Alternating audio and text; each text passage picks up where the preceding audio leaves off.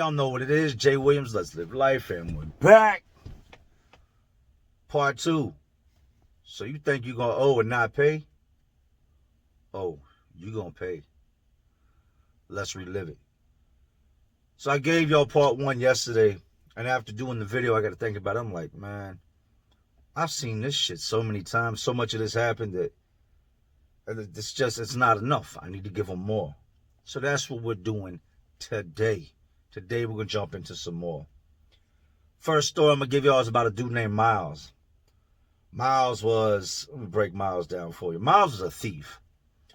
Miles was a light-skinned black dude, tall. He could dunk. I'd seen him dunk on the court a bunch of times. Probably good 6'2", 6'3". But Miles had no hands. I'd seen Miles call a dude out over the poker table one time, and Miles loved to play poker. He called dude out, accused dude of cheating, and that's something you don't do. You don't call a man out his name in prison. You don't call a man a liar. You don't call a man a thief. You don't call a man a boy. There's a lot of things you don't say. We'll get into that video one day. But he accused this dude of cheating at the poker table, right? This dude is, I would say, 2/3 of the size of Miles. Miles is running his mouth, blah, blah, blah, blah, blah. Beat your ass. We're going to sell pussy, blah, blah, blah, blah, blah. Dude ain't doing a whole lot of talking. Dude is just kind of listening to what Miles is saying. Already got his shoes on. Miles goes over to his cell, straps up, puts his boots on. That's what we call it, strapping up. Puts his boots on, makes his way down towards the younger dude's cell. And the younger dude's cell, he's like, nah, y'all ain't going in there and fighting. Y'all ain't going to break my TV, mess my shit up. Like in Virginia, we can have these 13-inch flat screens you can order. When I first came in, it was a 5-inch black and white. But then they went to the 13-inch, right? So the dude makes his way down to Miles' cell. Dish rags Miles. Beats the hell out of Miles. And the way dude's cell is set up is positioned to the poker tables and where we're all at. So you ain't really got to be looking over there or go out your way to go see the fight. They're fighting with the door open. And we're all, just glimpsing over, trying not to draw the attentions of the guard to the fight going on in the cell. This dude, 2/3 of Miles' size, beats the shit out of Miles, right? So now Miles his respect has gone down because everybody expected him to go in there and just smash dude. I mean, he's a big dude. He's tall. His talk game, his bark was real loud. Everybody's thinking, man, he's gonna hurt this dude in that cell, right? Dude smashes him. Takes a couple days. Miles is walking around with his tail tucked between his legs, and it took a loss in front of everybody. I still respect it. You went in there and fought. You got my respect. But you shouldn't have been doing all that loud mouthing if you knew you didn't have hands like that. It was like watching a teenage girl fight a grown man. Miles was just like had his head turned sideways and just throwing like windmill punches. And dude could fight. Dude was blocked and just ping him all up. Miles, after a couple days, goes back to the poker table. And people check in for a lot of reasons. This is going to lead to Miles checking in. You already know that. People check in for a lot of reasons. It can be the building has got too violent and you can't take the heat. People are getting hurt every day. People are getting stabbed. People might be getting their ass snatched, stealing. There's gangs, a whole cluster of things that can make a person feel like they're no longer comfortable where they're at and they got to get out of there. I always understood from the beginning that no matter where I go, there I am. You know what I mean? You can drop me in the worst. You can drop me in the best. I'm still going to conduct myself the same way. Nothing's going to make me run. I've never ran out here. I'm not going to start running in there. And the only way you can run in there is to go to the hole. Well, the blood dudes, they got their hands in everything. They got their hands in the drugs. They got their hands in the tobacco. They got their hands in store boxing. I've seen them extort tattoo guys. I've seen it all.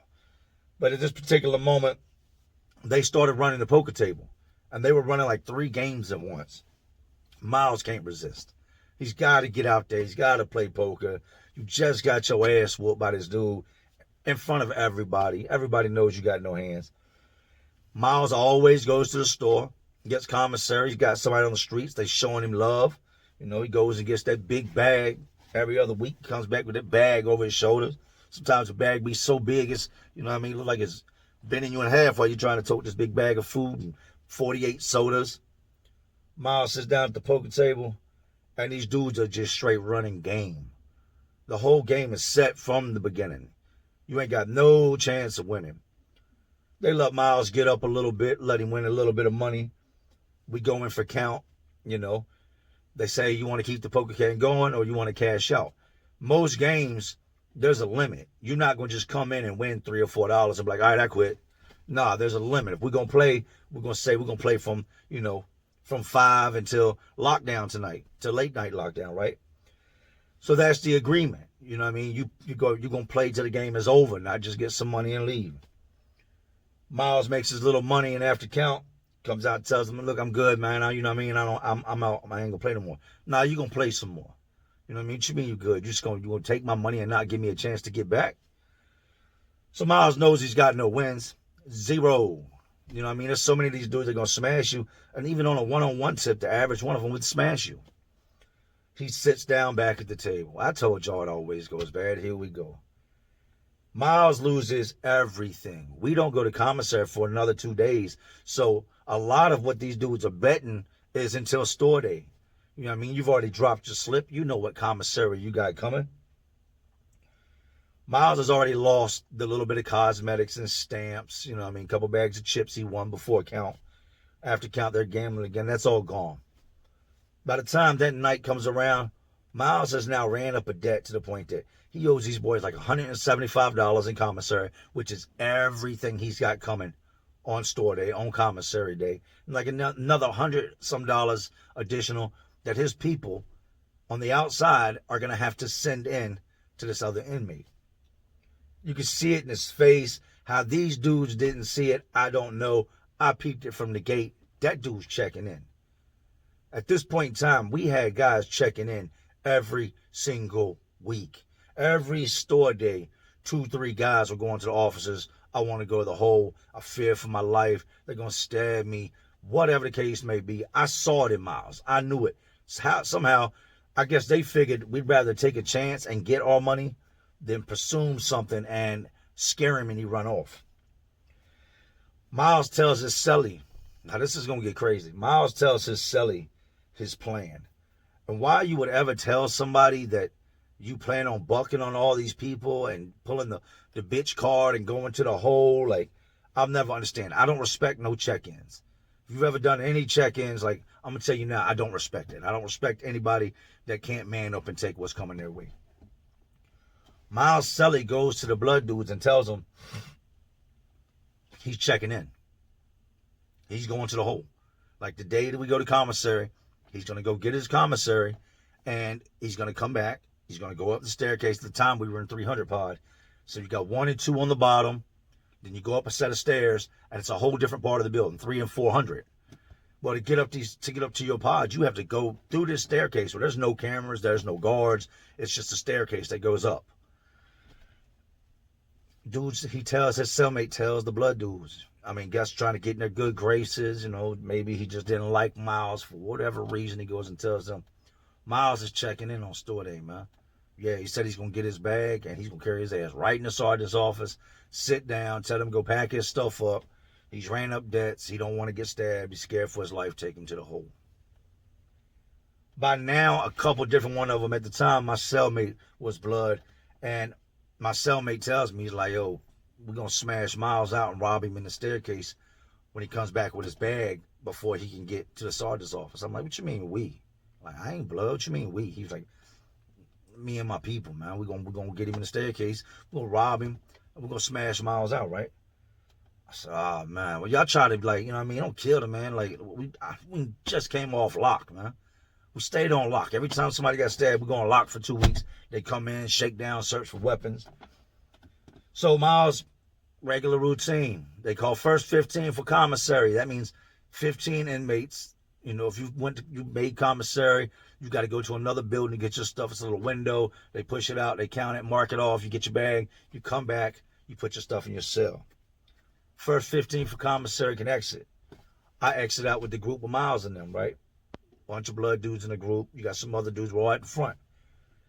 I get my commissary. They start calling names, and it's in no particular order. Williams. I step up to the window. I'm getting my zoom zooms, my wham whams, my tuna fishes, powdered milk, cereal, all the stuff I ate, oatmeal, and I'm walking slow. You know what I mean? Kind of, I guess you could say I'm being nosy because I want to see what's going to take place with Miles, right?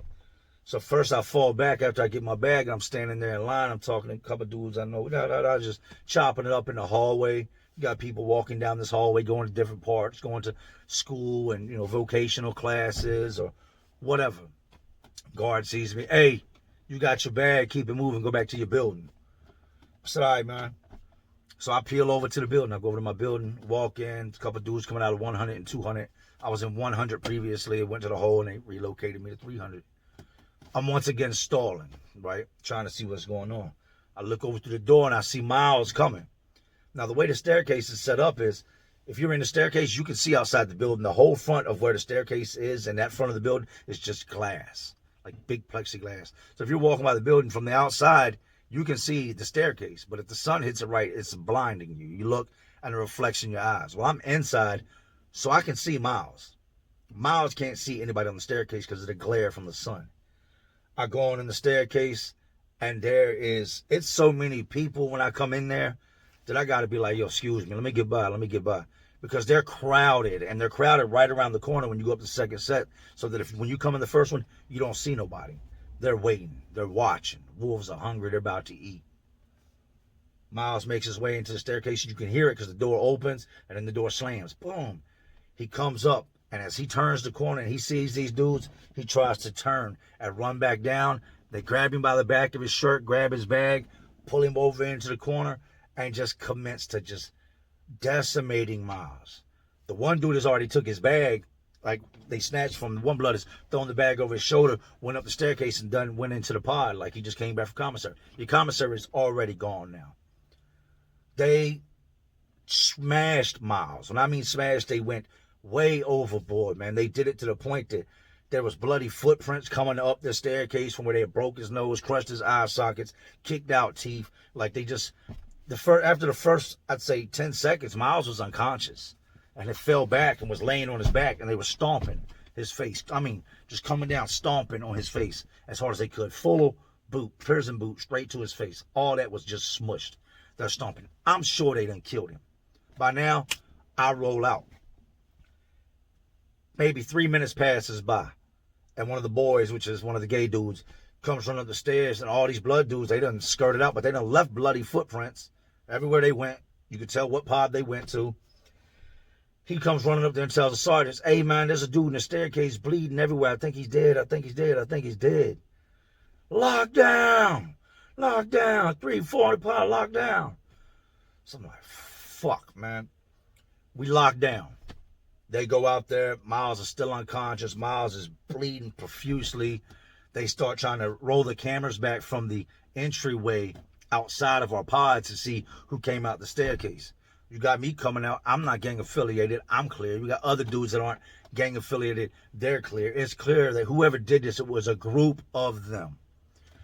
So they come by and they start questioning everybody they seen on the camera. They come to my cell and they're like, did you see anything happen in the staircase? I said, nah, what happened in the staircase? Did you see anything happen in the staircase? Nah, what happened in the staircase? Let me see your boots. So I'm like, all right. So I take my boots off, show them the bottom of my boots. Let me see your hands. I show them my hands. What they're looking for is any damage to my hands from fighting, any blood on my boots. They're like, all right, this is the COs and the guards now. This isn't immediately. This is maybe a day later. We've been locked down now when they come by checking boots and checking hands, right? A couple of the blood dudes get taken up out of there. Not all of them, like 2 or 3 of them get taken up out of there. That's because they had blood on their shoes, blood on their, the dudes. Come on, man, I seen him in the hallway. I walked by that shit. I stepped in the blood. I ain't do nothing. A couple of dudes got marks on their hands. It'd have been a bad time. They've gotten fight with somebody else and get your hands checked because you're going to jail for what happened to Miles, right? What do you think happened next? Miles wakes up in the infirmary. Miles is going now to get reconstructive surgery. They have crushed his face to the point that I'm pretty sure he's still disfigured to this day, that he looks like Elephant Man. Miles pressed charges on every single last one of those dudes and several dudes that weren't even involved. You had a couple blood dudes that stood there just in case You know, I don't know why, just I watched to oversee to make sure it got done right. That got charges. Every last one of those boys went back to court for malicious wounding on account of Miles trying to check in. I'm going to give y'all one more. I'm going to try to make it brief. I'm trying to do my videos a little longer, man, because I got a lot I need to get out of my head. A lot I want to share with y'all. And I don't think I'm doing it in the time that I've been doing it. So the next one is about this dude named Lop, right? I knew Lop from the streets. I met Lop when I was like 13. And he had just come out of prison. L-O-P, Lop. I thought at meeting Lop at 13 and him just coming out of prison, Lop is a gangster. You know what I mean? Here I am 13. This dude just got out of the Bing. Let me explain something to you. Going to prison don't make you gangster. Just because you went to prison doesn't mean you was rocking out. Doesn't mean you was banging out. Doesn't mean you was fighting. Doesn't mean you was holding it down. I've seen some of the softest dudes you could ever imagine go to prison. You could be a nerd, commit a crime, and you're going to prison. Now, you make it out. That don't mean you a killer. Don't mean you a gangster. You probably didn't have a very good time. But Lop always came off as a dude that was gangster. You know what I mean? Tattoos all over him. Good sized dude. I'm 13. I'm thinking, damn. You know, dude's an OG. Wouldn't be long, he'd get locked back up. I meet him. I'm probably, when I run into him again as an adult, I'm probably 26, 27. And he comes in the pod, and it's been so long now. This is like his 4th prison trip. I didn't even recognize him. Didn't know who he was. He recognized me, and I don't know how you recognize somebody that's now 26 from when they were 13, but I guess he had one of those memories where he just couldn't forget a face, right? So I'm on the bench one day chopping up with my homeboy, laughing and talking about something. I think ESPN was on the TV out in the pod. And my cell was right in front of the pod TV. And these like benches almost, like bleachers. But if you chopped them down and put them in single rows like church pews, there was 2 of them. Painted blue. We're sitting there laughing. And dude comes up and he's like, Jay? And I look up and I'm laughing at my homeboy. And I look up and I'm like, yeah, what's up, man? He was like, you Jay, right? And I was like, yeah. He was like, Lop. I said, oh. All right, what's up, Lop? He was like, Lop, man, you don't remember me? And I was like, Lop. He's like, man, you used to be around my way when you was a youngin', when you was like 13. I said, oh, Lop, yes, yeah, you the dude with the big-ass rose tattoo and all the thorns and shit. He was like, yeah, that's me. What you been up to? I said, this is it. That's what I've been up to. How long you been locked up? A couple years now. How much longer you got? You know, a couple years now. Don't really get much into information, you know what I mean? I hear from another one of my homeboys. He's like, you know, he sees us talking and shit, and he's like, yo, stay away from dude, man. I said, well, what's up with him? He's like, he's a check-in artist. I said, he's a check-in artist? He was like, yeah, I was on the other side of the compound with him, and he ran up a big-ass debt over there and took off, checked in. Like, the boys over there want to get at him. I said, word, you seen it? He was like, yeah, I seen it. I was in the pod with him. I said, okay. So it's a little bit, it's crazy because I remember this shit. I had a homeboy named Snake. Snake used to always run his mouth. You know what I mean? I could take you in a fight. And I knew Snake couldn't take me because I had already beat a dude that Snake lost to. But Snake was still my homeboy, man. So me and Snake, and this is the same night. This is how I can remember it. That night, Snake is like, yo, talking that shit, man, just bullshit. And I said, well, what's up with the friendly fade then? A friendly fade is when you just go in the cell and y'all just fight. Just to, I know this sounds crazy, sounds barbaric, just to see where each other is at. Just to see, can you beat me? Can I beat you? Let's go ahead and put this to rest. We're going to rumble, you know what I mean? If you drop, I'll let you get up. I ain't going to kick you or knee or nothing like that. You know what I mean? Some dudes agree to just doing bodies. It's like slap boxing, but using your fist. Now, do slap box just to see where your hands is at. When we friendly fade, we shoot the fist.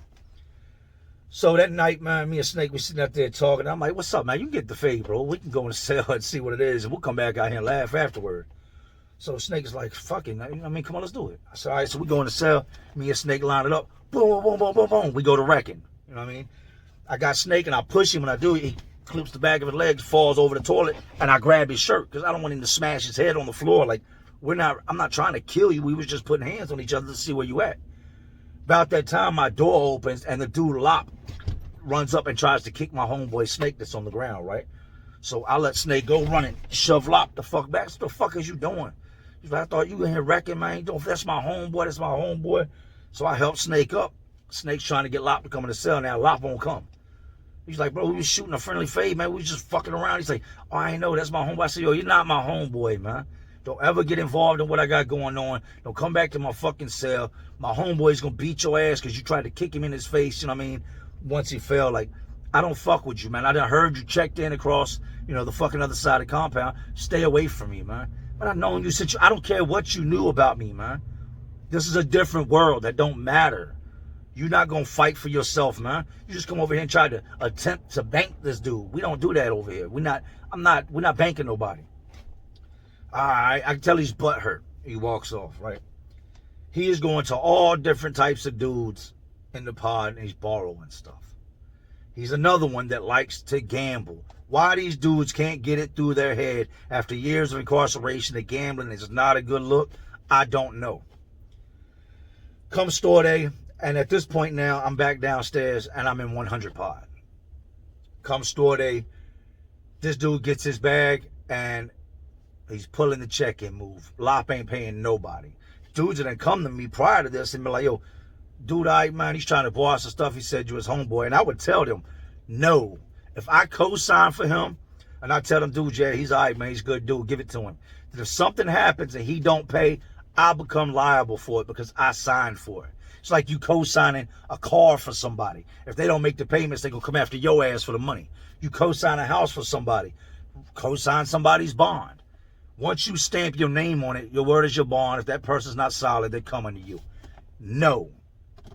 My homeboy said he checked in on the other side of the yard. You know what I mean? I don't rock with him. Not my people. No. Don't give him nothing on the strength of me. That's not my dude. I had to tell a lot of different dudes this. But dudes don't listen. You know what I mean? They're still going to make their own judgment, do what they want. Well, maybe it was something different. That's why he went to the hole. I don't know. I ain't see it. I ain't want to judge him. Come store day. We all go out. He's in line. 7, 8 people behind me. We're getting a commissary. I get mine. I make my way back to the building. I put my stuff up. Walking out in the pod, collecting stuff people owe me. Dudes owe me for tattoos. Like, I'll give you a little bit to bring it to me, but a lot of times I'll just go to your cell and be like, hey, you got that? If I know you've already been to commissary, I'm going to come get that if you ain't came to see me yet. So I'm walking around gathering stuff, and they call the next 15 for commissary. And Lop ain't came back yet.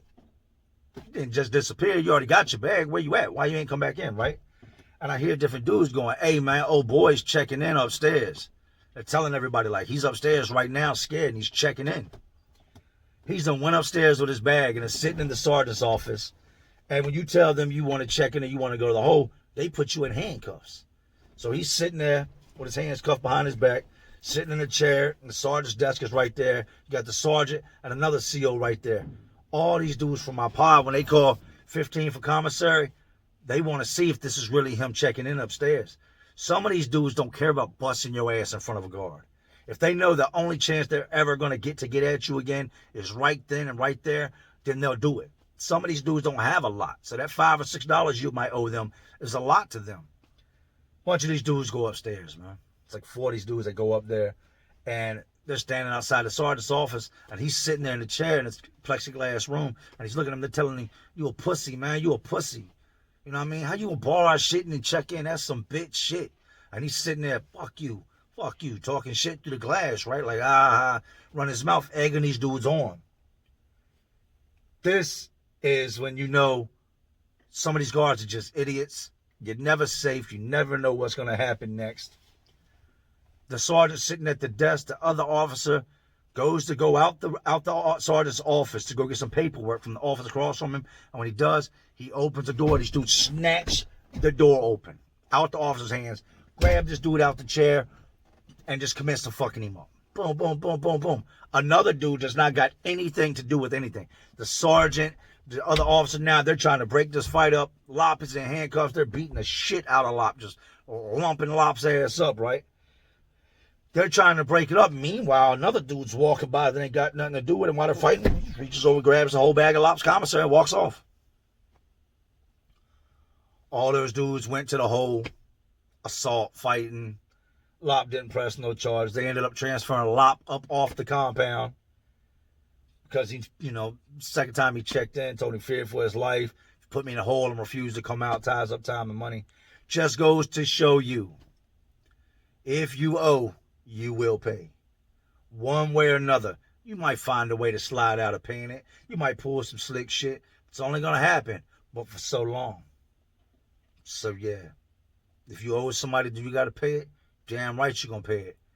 You can pay it in a pound of food, or you can pay it in a pound of flesh. You know, in the last story I told you about a dude that gave his ass up. They got a saying in prison, you know, blood on my knife, shit on my dick. That's not me. I used to hear that before I went to prison. I never knew that was a real thing. It's a real thing. When you owe somebody, several ways you're going to pay. They would prefer it be the way you're supposed to pay. Be a solid dude. Even out here in the real world, if you owe somebody, pay it. I said in one of my early videos, don't ever loan anybody anything you can't stand to lose. That's just good game. So I'm going to jump out of here, man. Just want to do this for y'all real quick. It's just going to take a long time to upload. I'm at work. But y'all know, man, these institutions, these places are just crazier worlds inside this world we live in. And y'all know what I'm doing. I'm just trying to keep y'all entertained. Are you not entertained? And as always, it's Jay Williams. Let's live life. To all my real ones, and there are some real ones watching, because y'all still watching me. Y'all know how we do. Salute.